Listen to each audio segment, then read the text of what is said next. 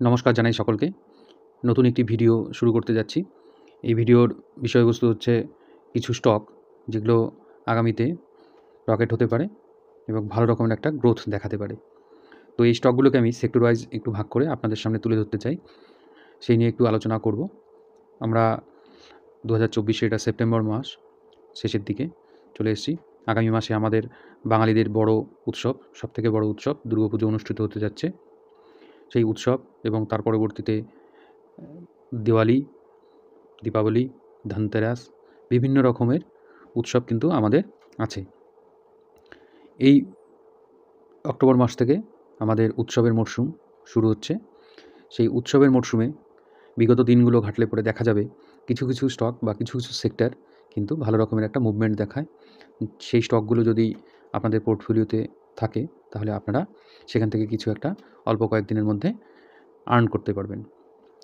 সেই নিয়েই আমার আজকের ভিডিও এবং সেই সেক্টরগুলোর স্টকগুলো নিয়ে আমি একটু আলোচনা করব। এই ভিডিওর মাধ্যমে আমি কাউকে কোনো স্টক বাই করার রেকমেন্ডেশন করছি না। আপনারা নিজেরা স্টাডি করবেন, তারপর নিজের ডিসিশান নিজেই নেবেন। কারণ আপনার টাকা, আপনার লাভ হলেও আপনার, লস হলেও আপনার। সুতরাং ডিসিশানটা আপনাকে নিতে হবে। আমি শুধুমাত্র কয়েকটি স্টক আপনাদের সামনে তুলে ধরব। সেই স্টকগুলো নিয়ে আপনারা স্টাডি করবেন এবং সেখান থেকে আপনাদের মতো করে ডিসিশানটা নেবেন। শুরু করছি। প্রথম যে সেক্টরটা নিয়ে আমি আলোচনা করব সেটি হচ্ছে টেক্সটাইল সেক্টর। কারণ দুর্গাপুজো মানেই জামাকাপড় কেনাকাটি, উৎসব মানেই জামাকাপড় কেনাকাটি। এই জামাকাপড় কিনতে গেলে পরেই আমাদের কিছু টাকা খরচা হবে এবং সেইখান থেকে যে কোম্পানিগুলো এই গার্মেন্টসগুলো তৈরি করে তাদের কিন্তু একটা ইনকাম জেনারেশন হয়। দেখবেন পুজোর সময় কিছু কিছু দোকান যে টাকা ইনকাম করে সারা বছরেও সে কিন্তু সেরকম কিন্তু বিক্রি বাট্টা করতে পারে না। ওই পুজোর মাসে যা ইনকাম করে সেটা দিয়ে সারা বছর সে চলে। তো সেরকমই আখেরে এই যে কোম্পানিগুলো আছে যারা টেক্সটাইলের ওপর কাজ করে তারাও কিন্তু এই পুজোর সময় ভালো রকমের একটা সেলে গ্রোথ দেখা যায় তাদের। সেরকমই দুটো কোম্পানি নিয়ে এখানে আলোচনা করব। এইরকম কোম্পানির বাইরেও আরও অনেক কোম্পানি আছে। এখানে প্রথম দুটো যে কোম্পানি নিয়ে আমি আলোচনা করছি সেটা হচ্ছে, প্রথমটা হচ্ছে নন্দন ডেনিম। এর স্টক প্রাইস আজকের দিনে 6 টাকা 76 পয়সা। এই স্টকটি 2-3 দিন আগেই এটার স্প্লিট হয়েছে। একটা স্টক 10টা স্টকে পরিবর্তিত হয়েছে। বর্তমানে যে প্যাটার্নটি স্টকের দেখা যাচ্ছে, দেখুন একটি ফ্ল্যাগ প্যাটার্নের মতো করেছে। এইরকম পোল, এই যে ফ্ল্যাগ প্যাটার্ন, এটার কিন্তু একটা ব্রেকআউট হওয়ার চান্সেস কিন্তু রয়েছে। তাছাড়াও যেহেতু উৎসব সামনে, টেক্সটাইলসের স্টক, এটার একটা গ্রোথ প্রবাবিলিটি কিন্তু রয়ে গেছে। এই স্টকটা নিয়ে আপনারা স্টাডি করতে পারেন, দেখতে পারেন। নন্দন ডেনিম, NDL সংক্ষেপে। তারপরে দ্বিতীয় স্টক যেটা, সেটা হচ্ছে KPR মিল। এই স্টকটির মধ্যে ভালো রকমের ভলাটিলিটি দেখা যায়। একটু রেঞ্জ বাউন্ড, এই রেঞ্জের মধ্যে চলাফেরা করছে। এই রেঞ্জটাকে ব্রেকআউট দিয়ে আবার এখানে রিটেস্ট করতে এসছে। এখান থেকে যদি একটা মুভমেন্ট দেয়, অনেকটা হয়তো মুভমেন্ট এখান থেকে দিতে পারে। এই স্টকটি আপনারা র্যাডারে রাখবেন। এই দুটো স্টক আমার কাছে ভালো মনে হচ্ছে। এছাড়াও টেক্সটাইল সেক্টরের অনেক স্টক আছে, সেটা আপনাদের মতো করে আপনারা স্টাডি করে দেখতে পারেন। কিন্তু এই উৎসবে টেক্সটাইল স্টকগুলো বাড়ে, সেই জন্যে আমার পছন্দের দুটো স্টক নিয়ে একটু আলোচনা করলাম। এর ফান্ডামেন্টালস নিয়ে বেশি কিছু বলছি না, কারণ কি এই ইনভেস্টমেন্টগুলো বা ডিসিশানগুলো কিন্তু হবে কিন্তু 2-3 মাসের। কারণ কি ফেস্টিভ্যাল পর্যন্তই আমরা টার্গেট রাখবো, তার মধ্যে এর থেকে আমরা একটা মুভমেন্ট ক্যাপচার করার বা মোমেন্টাম ক্যাপচার করার চেষ্টা করব। তো নেক্সট যে সেক্টরটা নিয়ে আলোচনা করব সেই সেক্টরটি হচ্ছে জুয়েলারি সেক্টর। ধনতেরাস, দিওয়ালি, বিভিন্ন গিফট দেওয়া নেওয়া করা, পুজোর সময় অনেকেই গোল্ড পারচেজ করেন। এখানে আমি 3টে কোম্পানির নাম উল্লেখ করেছি। 3টে কোম্পানির মধ্যে আমাদের একটা পুরনো কোম্পানি টাইটেন। এটা নিয়ে তো বিশেষ কিছু বলার নেই, এটা সুপরিচিত সকলের কাছে, টাইটেন কোম্পানি। এই কোম্পানির যে চার্টটি এখানে দেখা যাচ্ছে, গ্রাফটি দেখুন, এটা একটা 5 বছরের গ্রাফ। দেখুন কীরকম, এই যে গ্রাফ কিন্তু একদম ঊর্ধ্বমুখী। সুতরাং এই স্টকটাকে নিয়ে আপনারা শর্ট টার্ম বা লং টার্ম যেরকমই ইনভেস্টমেন্ট করতে চান আপনারা কিন্তু করতে পারেন। যদি লং টার্ম ইনভেস্টমেন্ট করেন তাহলে এই যে ডিপগুলো আছে, এই যে ডিপগুলো, এইগুলোকে আইডেন্টিফাই করে আপনাদেরকে ইনভেস্ট করতে হবে। আর শর্ট টার্ম মুভমেন্ট যেহেতু উৎসব সামনে, সেই কথা মাথায় রাখলে আপনারা কিন্তু এই মুহূর্তে এরকে নিয়ে স্টাডি করতে পারেন।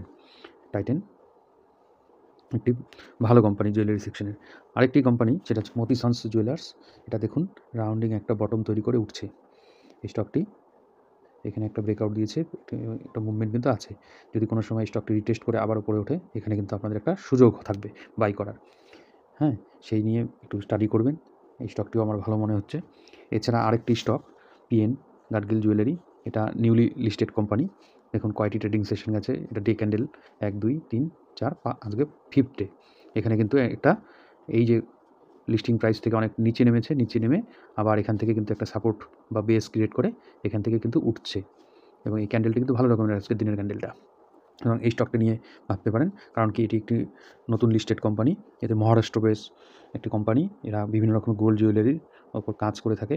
এদের নতুন 12টি কিন্তু শোরুম এর মধ্যেই উদ্বোধন হচ্ছে, এবং এরা ইফেক্টিভলি যদি সেলস বাড়ে তাহলে কিন্তু এই কোম্পানিটির কিন্তু গ্রোথ হওয়ার কিন্তু ভবিষ্যতে একটা চান্সেস কিন্তু রয়ে গেছে। আপনারা এটা একটু স্টাডি করে দেখতে পারেন। এর বিশেষ কিছু ডাটা হয়তো আপনারা পাবেন না, কিন্তু গুগলে গিয়ে সার্চ করলে পরে এদের ইতিবৃত্তান্ত আপনারা কিন্তু সব কিছু পেতে পারেন। মাথায় রাখবেন, এই 3টে কোম্পানি আমার কাছে ভালো মনে হচ্ছে। এছাড়াও আরও যে কোম্পানিগুলো আছে সেগুলো নিয়ে আপনারা স্টাডি করতে পারেন। যেমন কল্যাণ জুয়েলার্স নিয়ে আমি এখানে বললাম না, কারণ কল্যাণ জুয়েলার্স অনেকটা বেড়ে গেছে, এখনও গ্রোথ দিচ্ছে, আজও মোর দ্যান 5% গ্রোথ দেখিয়েছে। কিন্তু এই 3টে কোম্পানি আমার কাছে একটু ভালো মনে হচ্ছে কল্যাণ জুয়েলার্সের থেকে, কারণ কল্যাণ জুয়েলার্স অনেকটা আগে থেকেই বেড়ে গেছে। সেই জায়গায় দাঁড়িয়ে এদের চার্ট এবং টেকনিক্যাল যা দেখছি তাতে এই উৎসবের মরশুমে এদের একটা চান্সেস আছে ভালো রকমের গ্রোথ দেওয়ার। সুতরাং এই 3টে স্টক নিয়ে জুয়েলারি সেকশনের আপনারা একটু স্টাডি করতে পারেন। দেন আমি যে স্টকগুলো নিয়ে আলোচনা করছি, আরেকটি সেক্টর হচ্ছে, সেটা হচ্ছে এফএমসিজি সেক্টর। কারণ কি পুজোতে আমরা খাবো, কেনাকাটা করবো, যেমন খাবো সেরকম কিন্তু সেরকম সেই কথা মাথায় রেখে আমাদের এই স্টকগুলোর কথাও কিন্তু ভাবতে হবে। এফএমসিজি সেক্টরে প্রথম যে স্টকটির কথা বলবো সেটা হচ্ছে এলটি ফুডস। এলটি ফুডস আপনারা এলটি ফুডস নামে জানেন কিনা, কিন্তু দাওয়াত রাইস, দেবায়ন দাওয়াত, এইসব ব্র্যান্ড নামে কিন্তু বাজারে রাইসের প্যাকেট পাওয়া যায়, বাসমতি রাইস। এদের কিন্তু বিজনেস কিন্তু খুব গ্রো করছে, এবং এই স্টকটিও ভালো মুভমেন্ট দিয়েছে। লাস্ট প্রায় 5 মাসে 5-6 মাসে 100%-এর মতো কিন্তু রিটার্ন অলরেডি দিয়েছে, এবং এর গ্রোথ পোটেনশিয়ালিটি কিন্তু আরও রয়েছে। এবং চার্টও দেখুন কত সুন্দর চার্ট। হ্যাঁ, সেই জায়গায় দাঁড়িয়ে এই স্টকটা নিয়ে একটু ভাববেন। এই স্টকটি দাওয়াত রাইস সুপরিচিত, আপনাদের কাছে অপরিচিত নয়। এদের কিন্তু এক্সপোর্টও এরা করে বাইরের দেশে বাসমতি রাইস। এই স্টকটি আগামীতে আরও গ্রো করবে আমার মনে হয়, আপনারা একটু স্টাডি করে দেখবেন। এরপর যেটি আছে হিন্দুস্তান ফুডস। আমরা বিভিন্ন যে কোম্পানিগুলোর প্যাকেজড ফুডগুলো বাজার থেকে কিনি, সেই প্যাকেজড ফুডগুলোর যে প্যাকেটটা তৈরি করে এই কোম্পানি কিন্তু তৈরি করে। অনেক বড় বড় কোম্পানির সাথে এরা টাই আপ হয়ে কাজ করে, তাদেরকে প্যাকেটটা সাপ্লাই দেয়, তাদের হয়তো এই প্যাকেটগুলো বানায়। এই কোম্পানিটা নিয়ে স্টাডি করবেন। এই কোম্পানিটার গ্রোথ কন্টিনিউয়াস হচ্ছে, এবং এর চার্টটা এখানে একটু তুলে ধরেছি, যাই হোক আপনারা একটু দেখে নেবেন। এটা কিন্তু একটা ভালো জায়গায় আছে, এই লেভেল থেকে এই লেভেল পর্যন্ত যেতে পারে, হয়তো মাঝে 2-1টা সেশন হয়তো একটু রিটেস্ট করতে আসবে, আবার কিন্তু উঠবে। এই স্টকটি মাথায় রাখবেন। এরপরে থার্ড যে স্টকটি সেটা নেসলে ইন্ডিয়া। এটা নিয়ে বলার কিছু নেই। নেসলে ইন্ডিয়া যদি আপনারা অল টাইম চার্ট বা লাস্ট 5 ইয়ার্সের চার্ট দেখবেন, একদম এরকম করে ওপর দিকে ঊর্ধ্বমুখী। তার মানে এই স্টকটি সবসময়ই কিন্তু ওপরে, সেরকম বড় রকমের কারেকশন কিন্তু এই স্টকটির মধ্যে সেরকম দেখা যায়নি কোনোদিনও। এই স্টকটি নিশ্চয়ই সুপরিচিত, ম্যাগি, 2 মিনিটে ম্যাগি যেমন তৈরি হয়, কিন্তু এই স্টকটি 2 মিনিটে বাড়বে না। একটু ধৈর্য ধরে এই স্টকে যদি ইনভেস্ট করা যায়, আলটিমেটলি আপনি এর থেকে রিটার্ন পাবেন। যে লেভেলেই আপনি পারচেস করুন, এর থেকে কিন্তু রিটার্নটা পাবেন। ডেয়ারি মিল্ক, উৎসবের মধ্যে চকলেটের আদান প্রদান, এর বিক্রি বাড়বেই। আর ম্যাগি তো এখন সব ঘরে ঘরেই ম্যাগি। এদের আরও অনেক কিছু প্রোডাক্ট আছে যেগুলো বাজারে পাওয়া যায়, এবং আমরা দৈনন্দিন জীবনে এর প্রচুর ব্যবহার দেখি। নেসলে ঘি, নেসলের থেকে চকলেট, নেসলের ম্যাগির বিভিন্ন রকমের প্রোডাক্ট, ম্যাগি মশলা থেকে শুরু করে নুডলস। এই স্টকটি কিন্তু একটি এফএমসিজি সেক্টরের ভালো স্টক এবং লার্জ ক্যাপ স্টক। এর কন্টিনিউয়াস মুভমেন্ট দেখা যায়। এটা ইনভেস্টমেন্টের জন্য আপনারা ভাবতে পারেন, যেটা লং টার্মের হতে পারে, কিন্তু উৎসব সামনে, সেই জন্য আমি এই স্টকটিকেও এখানে মেনশন করলাম। এই স্টকটির গ্রোথ কিন্তু আগামীতে, এর পোটেনশিয়াল যেমন আছে, গ্রোথও কিন্তু আগামীতে হবে, কিন্তু এর গ্রোথের যে প্রবলিটিটা সেটা একটু স্লোলি হলেও কিন্তু ফান্ডামেন্টালি স্ট্রং এবং সিকিউর অনেকটা। অন্যান্য কোম্পানি থেকে রিস্ক ফ্রি ইনভেস্টমেন্ট যদি আপনারা এখানে করেন, এটি একটি ভালো কোম্পানি। এরপরে যে সেক্টরগুলো নিয়ে আলোচনা করব, সেই সেক্টরগুলো হয়তো এই উৎসবের সাথে যুক্ত নয়, সেটা নিয়ে একটু আলোচনা করব। তার আগে আমি যে এতক্ষণ ধরে 3টি সেক্টরের স্টকগুলো বললাম, তার একটি লিস্ট আমি করে দিয়েছি, আপনারা একটা স্ক্রিনশট নিয়ে। এখানে মোট 8টি স্টকের কথা বলা আছে।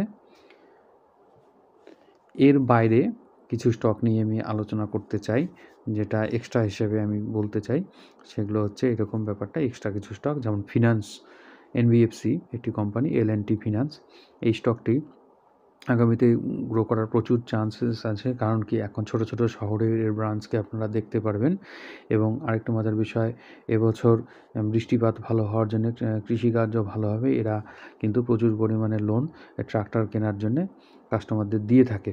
তাছাড়াও এই কোম্পানিটি ওই ফোর হুইলার, হ্যাঁ, বিভিন্ন রকমের ছোট ছোট পিক আপ ভ্যান, এই যে গাড়িগুলো অনেকেই কেনেন মালটানা গাড়ি, সেগুলোর জন্য কিন্তু লোন দেয়।